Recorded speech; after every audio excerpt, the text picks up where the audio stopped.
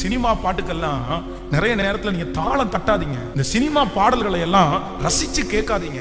Cinema பாட்டு கேட்கறது அவ்வளவு தப்பா? நான் மியூசிக்காக கேட்கிறேன் அப்படி இப்படி சொல்லலாம். ஆனா அதுல சொல்லப்படுகிற வார்த்தைகளுடைய அர்த்தம் இன்னைக்கு உங்களுக்கு தெரியாது. ஆனா உண்மையிலேயே ஆயிரக்கணக்கான சினிமா பாட்டினுடைய அர்த்தம் நல்ல அர்த்தம் கிடையாது. எல்லாம் மொத்தத்திலேயே அப்படிதான். என்ன, இன்னொருத்தரை லவ் பண்றேன், ஒருத்தரை விரும்புறேன், இன்னொருத்தருடைய உடம்ப வர்ணிக்கிறேன், அது ஆணா இருந்தாலும் இதுதானே பாட்டு. சினிமா பாட்டுல வேற என்ன இருக்க போகுது? இல்லனா அவனை அடிப்பேன், இவனை உடைப்பேன், அப்படித்தானே சினிமா பாடல்கள் இருக்குது. சோ இந்த சினிமா பாட்டை உன் காதுல போட்டு ஹெட்போன்ல வச்சு நீங்க ராத்திரி பகலா கேட்டா, நான் சொல்றேன், உன் வாயிலிருந்து எப்படி நல்ல வார்த்தை வர்றதுக்கு வாய்ப்பு இருக்கு சொல்லுங்கப்பா.